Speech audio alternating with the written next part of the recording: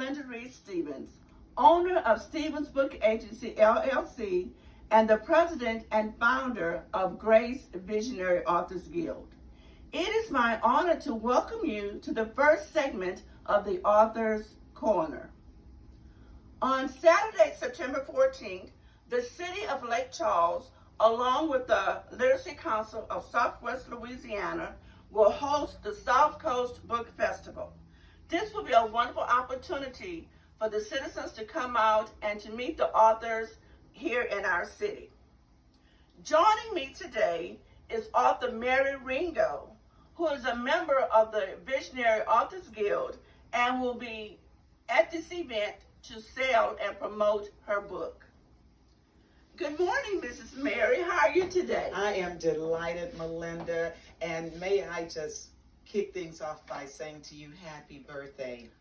Happy birthday, and I'm delighted to be here in the studio to talk about our upcoming event with the City of Lake Charles and the Literacy Council. I'm excited. Good. Well, thank you so much for the birthday greetings, and I wanted this opportunity for you to come for our listening audience to get to know you. So please tell us a little bit about your work. Are you a native of Lake Charles? I am a native of Lake Charles, born and raised here, lived away for quite some time. I worked on Capitol Hill for U.S. Congressman for some years, then relocated to Houston, and over the passage of time made my way back home to Southwest Louisiana.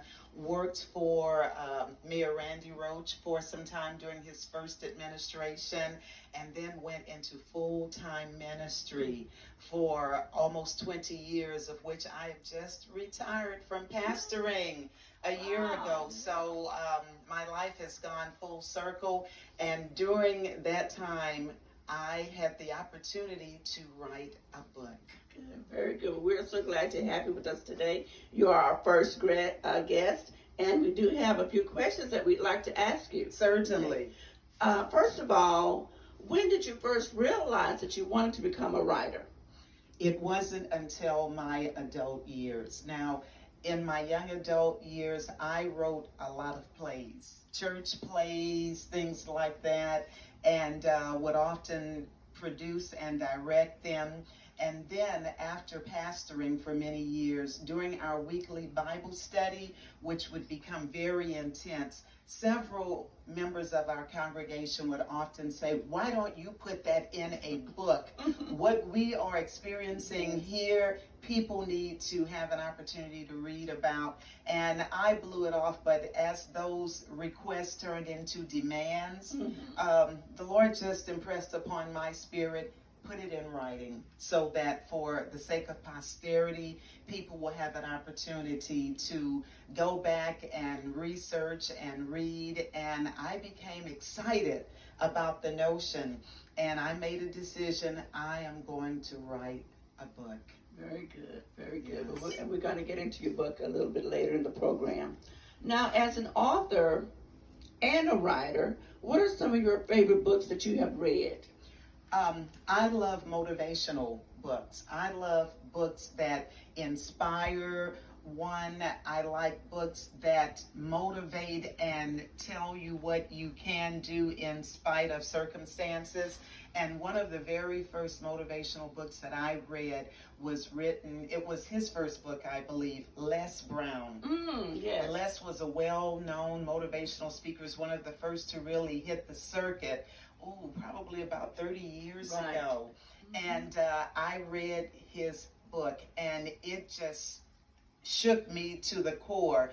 And even though I grew up with challenges, poverty, financial issues, divorced home, low self-esteem, I needed books and literature and people who would say, Mary, yes, you can. Yes, you can. And that was the first inspirational moment that I had to realize, wait a minute, in spite of what it looks like, we all have an opportunity to come up out of these adverse situations that we may have been born into, that we may have found ourselves in, regardless of life's challenges. And so I know that that was pivotal in my life. Therefore, I am drawn toward motivational books. Now, as you stated, the inspiration, what is your favorite part of being a writer? Ooh, that's a good question. That's a good question, Melinda. My favorite part of being a writer is knowing that I have the power to positively impact someone's life. Many times we have taught our children, don't worry about what they say about you. Even grown folk will grow up with the notion that, well, I am what they call me. It's not what they say about you, it's what you say about yourself. That's right. It's not even what they call you. It's what you choose to answer to. That's true. And Very growing good. up as a minority, as a female, growing up on the po side of the tracks, and I don't say poor because we could not afford the OR. So I say growing up on the po side of the tracks, we had to overcome adversity on a daily basis. So when I know that the power of the stroke of a pen can make the difference in someone's life, that is not only an exciting notion, but it is a calling, which I take seriously. So with that, it enabled me not only to be a powerful writer, but also a powerful speaker, because doesn't the word tell us that life and death is in the power of the tongue? But it's also in the stroke of that pen. That's right. That's right. You mentioned Les Brown and the impact that he played in your writing ability. What advice would you give to an aspiring writer? Another good question. My advice would be to do your research. Do your research and make the decision before you sit down to start writing. What is it I want to say? Who is it I want to reach? Your message is not for everyone. That's right. And so rather than put forth a diluted effort, make sure that you reconcile within yourself what it is you have to say and to whom you want to speak to. And once you've made that decision, then discipline comes into play. My book, Faith to Believe, Faith to Win, I realized was in the works for about 10 years. But it was only until I made the decision, okay, I'm going to write that book and I'm going to do it now. Only then did the discipline come to follow through. And once the discipline was there, once I'd done my research and knew the message I wanted to convey and to whom I wanted to reach, that book writing effort was complete in 2 months. Wow. Very good. But very again, good. it was 10 years in That's the making. Right, that's right. And my follow-up question to that would be, tell us a little bit about your writing process, because I know as a writer myself that there's a process that I go through in developing my idea and doing the research and all of that. So what is your process? Good. Now, I am not what one might call a professional writer. I did not take any particular courses other than what I received growing up in school. However, I did research, all right? And my research entailed compiling years of Bible studies and sermons, because again, remember, the congregation kept saying, Pastor Mary, why don't you write a book? We don't need to be the best kept secret out here. Write a book so that the world can be inspired and participate in what we're receiving. So my process was this. I have kept over the years, over 25 years of preaching and teaching, I have maintained a hard copy of every message, every sermon, every Bible study, every speech on file that I can reference at any time. And so I prayed for inspiration and guidance because, Lord, what would you have me to say, and who needs this book? And then I went into a period of lockdown. And with all these stacks of files, I began to pull and glean different subject matter to where I was then able to begin to organize and tell an actual story that connected and that excited people who were helping me with the proofreading and what have you. And so my style may have been unconventional based on how others write, but that was what my assignment was. And over the course of those 2 months, I was able to link together years of messages that I had presented to where I was able to compile a story on having faith to believe that you can in spite of.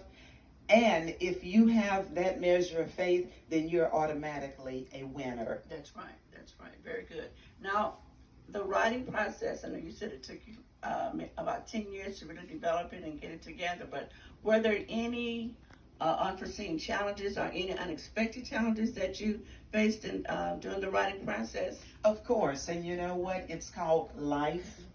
Life gets in the way. And again, the 10-year stretch that I relied on to put this book together, I want you to understand, I want the viewers to understand, I didn't say 10 years ago, I'm going to write a book. But that was what I relied on to compile the essence of the book.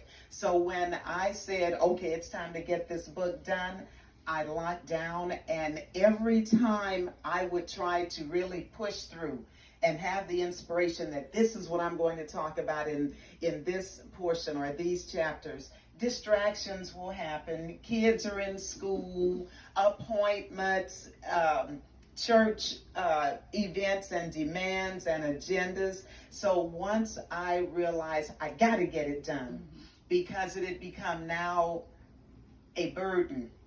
I've got to get this book out. My husband, Jerome, checked me into a hotel and left me there. And he and my baby daughter would come by and check on me, and he said, until you have pushed through this to where you can really flow, you don't need the distractions that you're going to deal with every day. So I locked down in a hotel with all of my material, all of my files, and no music, no TV, room service, and that was it. And I began to write and pray and write and seek the Lord and write, and it began to flow like a fountain of living water. And when I had come to myself, several weeks had passed, and I realized I've got something to work with here. And I pressed on through. I did go home eventually and worked in a private area on my front porch. And they knew, leave mom alone, leave her alone, because I got to get it done. And that process took 2 months. Wow, very good. But very when good. it was done, Yes. I knew, I hope the Lord is pleased. Now, I'm just going to ask you this question. I'm just going to throw this one in there. The title of your book, Faith to Believe, Faith to Win. Where did that come from? Oh, from deep within. Again, this book is a compilation of Bible studies and sermons, and some of the strongest messages that I have delivered in my over 25 years of preaching came from personal experience, personal tests, personal trials and tribulations, personal challenges. Growing up as a poor little black girl on the post side of the tracks, we dealt with many adversities, many. And it impacted my self-esteem to where I felt oftentimes less than, insufficient, not good enough. And then to compound all of that, can you believe that I also suffered from a severe speech impediment? Unbelievable. Unbelievable, but God. And I had such a stuttering problem that it was difficult at times for me to communicate or even look people in the eye because I felt so low. And let me tell you this, bullying is not something new. All right, I dealt with that in elementary school. So that affected and impacted me. And it's so important what we speak into the lives of other people, and especially into our children. Because I had an aunt who would tell me and pour into me, and she would say, Mary, lift your head up. Baby, why are you walking around with your head held down? Why don't you look people in the eye when you talk to them? And I would say, they're going to tease me. And she began to speak life at an early age and tell me, yes, you can. Yes, you are more than a conqueror. You are more than what they call you at school. Yes, Mary, you can. All you've got to do is just have enough faith to believe that. And something stood up on the inside of me that day. I remember it clearly. We were riding in her Oldsmobile going downtown to Woolworth to get some candy corn. And I remember sitting there beside her in the passenger seat wiping tears because I said, that sounds easy, but you just don't know what I deal with. And she said, but God knows. So Mary, just have enough faith in yourself. And when you can't have faith enough in yourself, have faith enough in God. And baby, you will win. You are destined for great things, and the devil already knows it. That's why he's attacking you through people you think are friends, and they make fun of you so you feel less than. That's why he's even tried to snatch your gift, your voice. That's your gift. Okay? That's your gift. And it did not stop there. I overcame that. But then as a young adult, I developed a condition where I lost my voice for almost a solid year and could barely speak above a whisper. Severe hoarseness. Went to a specialist, and they told me that I had nodules, tumors growing on my vocal cords, and that I required surgery that may work, that may not. I elected to have the surgery because I had little voice anyway, and I came out of that, but they told me, you can never strain your voice. You cannot scream or holler. I had to take speech therapy again to learn how to control my vocal cords. And let me tell you this, I believe God has a sense of humor because during that time, he calls me to minister the gospel. Now, how can they hear without a preacher? That's right. And how can I preach if I have been warned by my specialist, don't strain your voice? But God. But God. And here I am over 25 years later of preaching the gospel, and the voice has gotten stronger. Can you believe it? The voice has gotten stronger. I can believe it. Yes, yes. Wow, I am just enjoying you so much here. What is next on the horizon for author Mary Guidry? Well, I have just been promoting this book, which just made its 10-year anniversary. Wonderful. So wonderful. it's a 10-year gold medal publication. It's in its third printing, and it has become a local bestseller. So when I have opportunity, I am speaking, I am ministering. As I said, I retired from pastoring full-time a year ago. And so now my family and I, we are blessed to be in fellowship with the best church this side of heaven, Word of Hope Family Worship Center, where I am honored to serve as an elder in the church. So I'll be preaching this Sunday, and I continue to minister as the opportunity allows at different churches. I do camps, retreats, revivals. I've got something to say for those who have an ear to hear. Very good, very good. Yes. So now where can we purchase your book? Well, my book was on the shelf for years at the Christian Book Center until the storm took that wonderful entity from our community. So now you can order Faith to Believe, Faith to Win on Amazon, or you can order directly from me, and I'm happy to provide an autographed copy. Very good. Yes. Very good. Yes. Very good. Again, we are just so honored to have you with us today. Oh, the We have honor's all truly, mine. Oh, mine. enjoyed you being our first guest on our Author's Corner.